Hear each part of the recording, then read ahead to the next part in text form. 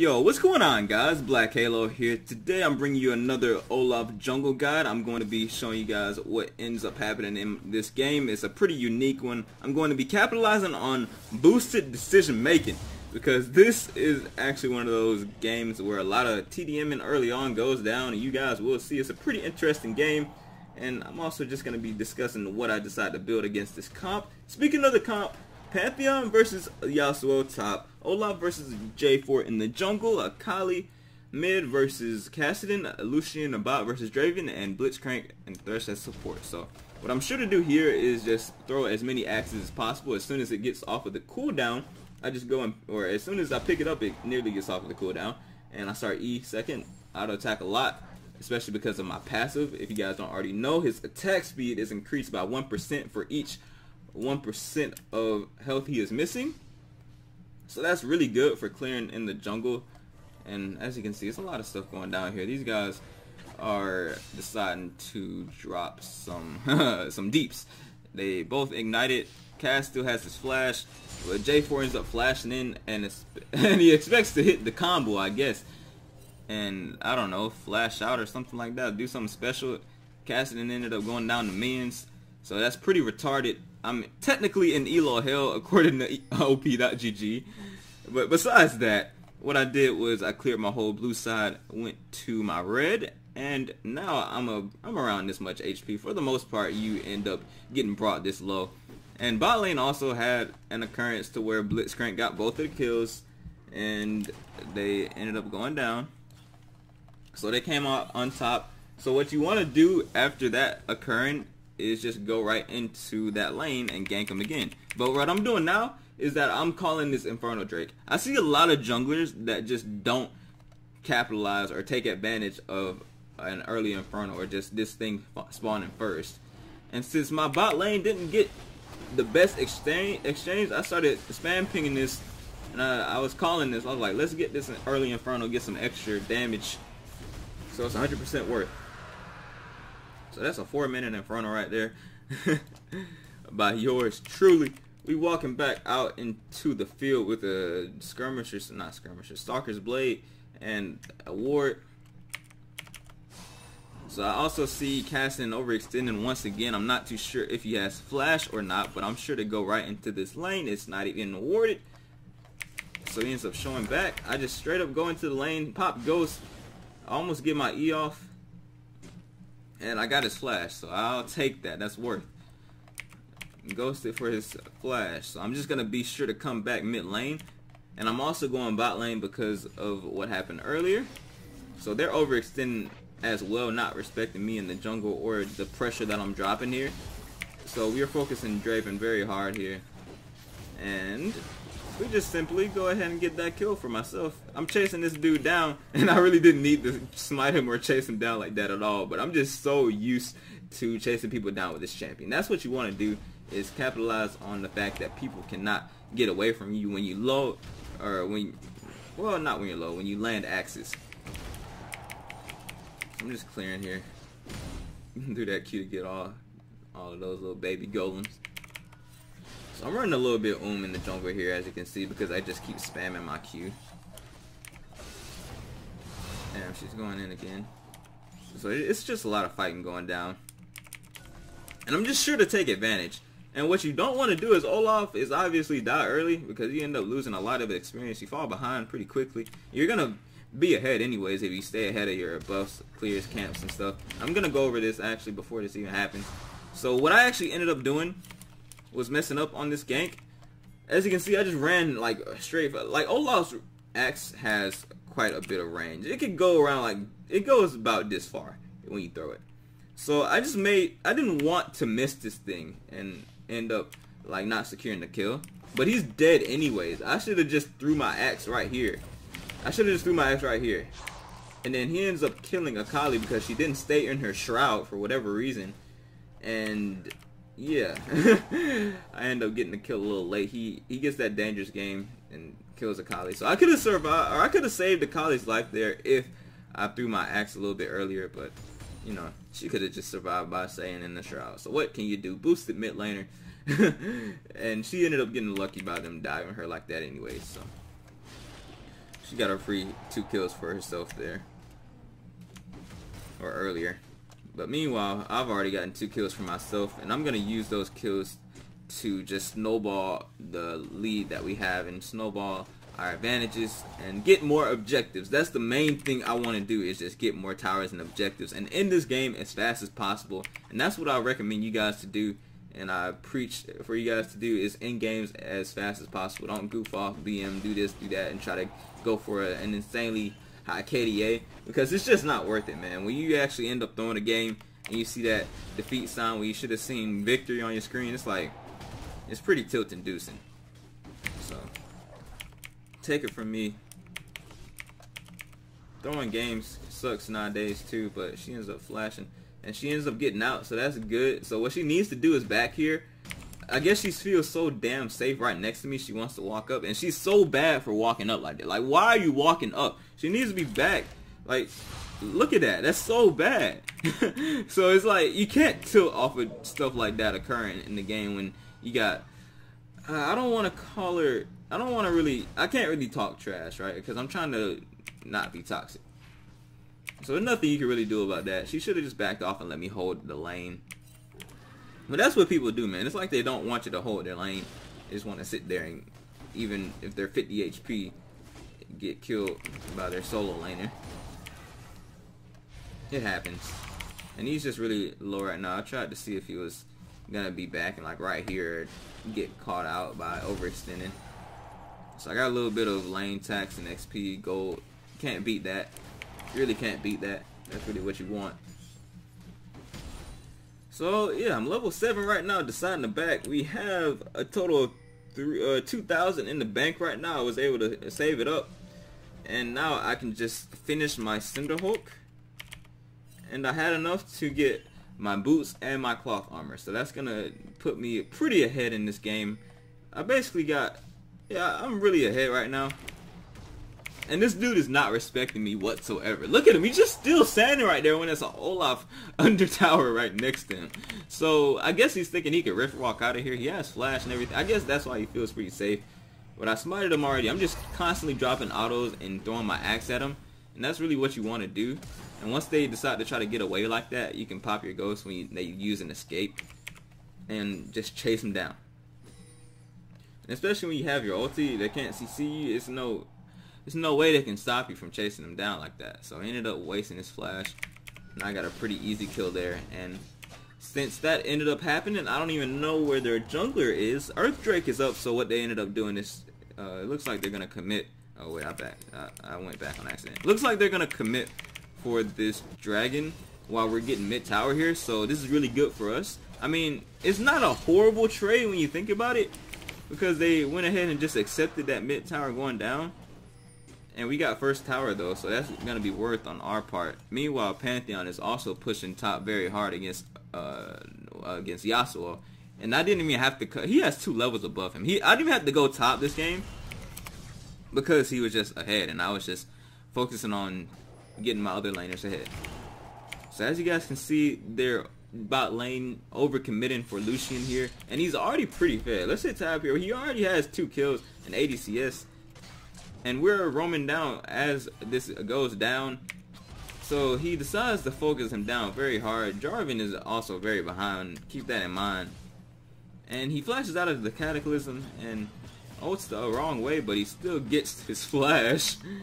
And they're all still focused onto him. And we got a Kali in the back line about to just delete this Draven. And meanwhile, I'm over here looking at J4. I'm ready to dive this turret, and that's something you got to be ready to do a lot of times, because you have a lot of tools to do so. So I just hit my R so I don't get succeeded by Thresh, or just so I can keep autoing and not even have to worry about anything else, just dropping damage. And as soon as he ignites me, I'm sure to back off, because I know I can't tank too much more. And just knowing how much you can tank, and just being used to doing stuff like that, and not staying under here for this long like a Kali, it's just coming with experience in my part. And the fact that I main Udyr just helps out a lot, because I'm just used to diving people and chasing people down. And that's why I like that I play Olaf. I'm orientating my champion pool to my playstyle. So if you guys are interested in watching more Olaf videos and just guides and me breaking down the game, be sure to subscribe and drop a like on this video if you enjoy it. So Pantheon ults down.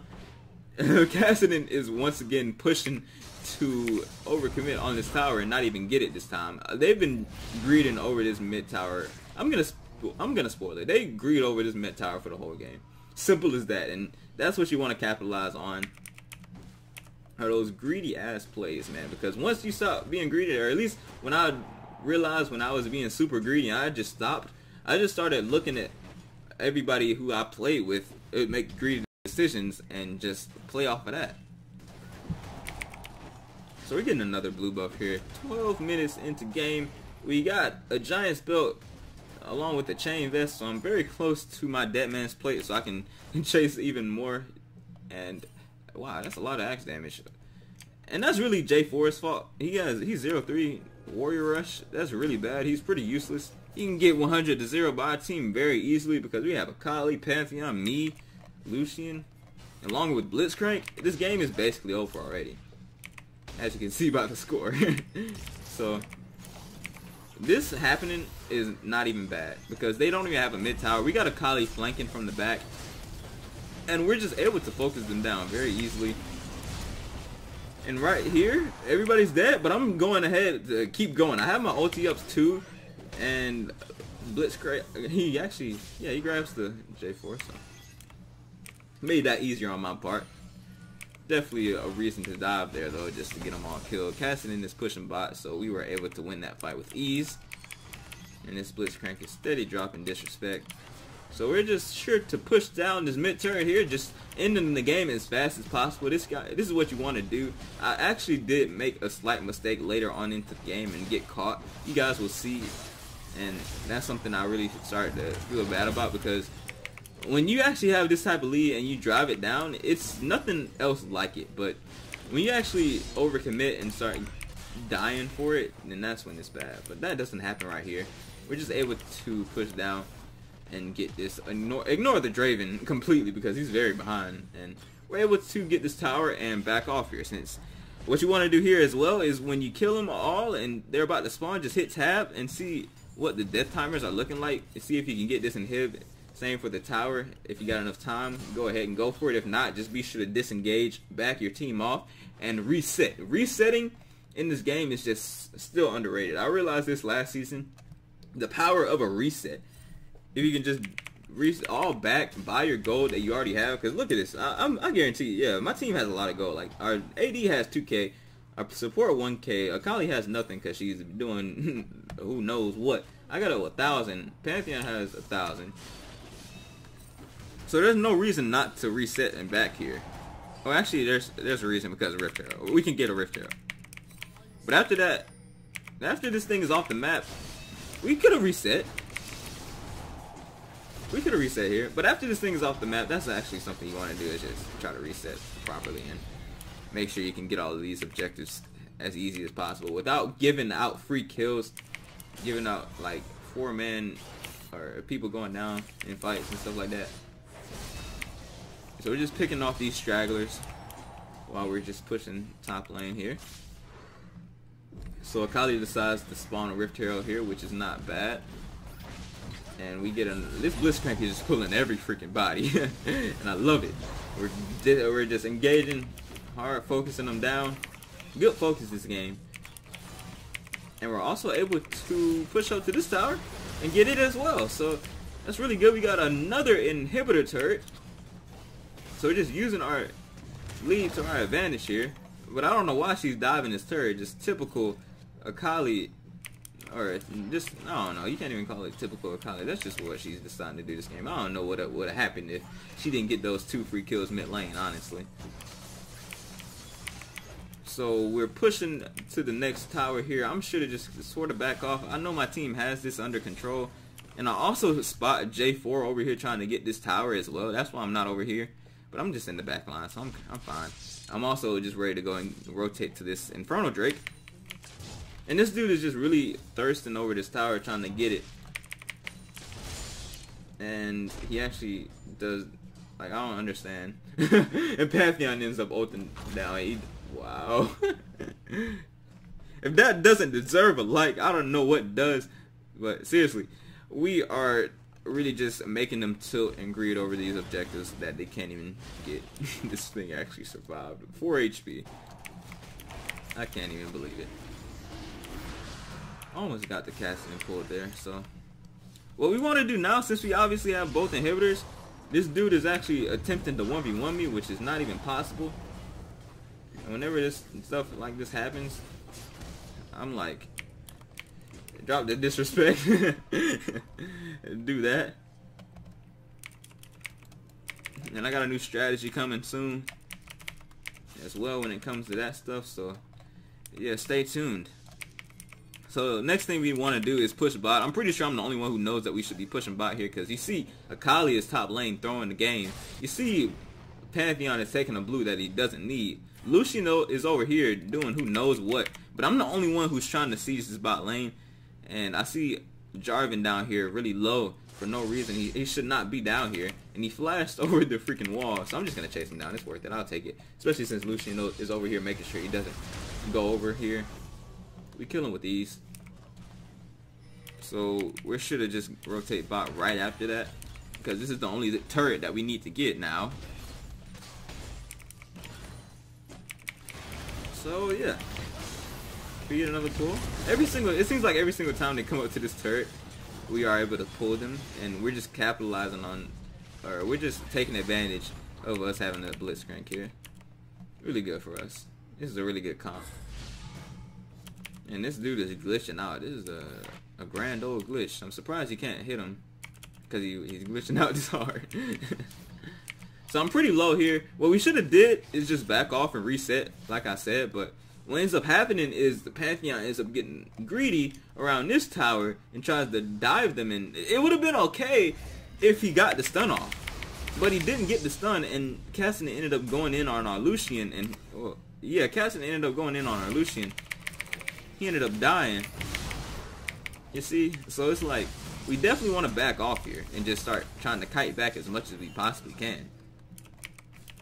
And Akali, meanwhile, Akali is pushing, so that's something you want to keep in mind. And it's going to be really good, because this lane is pushing towards here. Enemy team is failing to realize that tunnel vision. Pantheon drops on into Draven, which is a bit of greed. But you know, I'll get baited, get a little greedy. I decided to go ahead and drop my E, slap him in the face, get that free kill. Meanwhile, it's not really worth. I actually had my ulti there.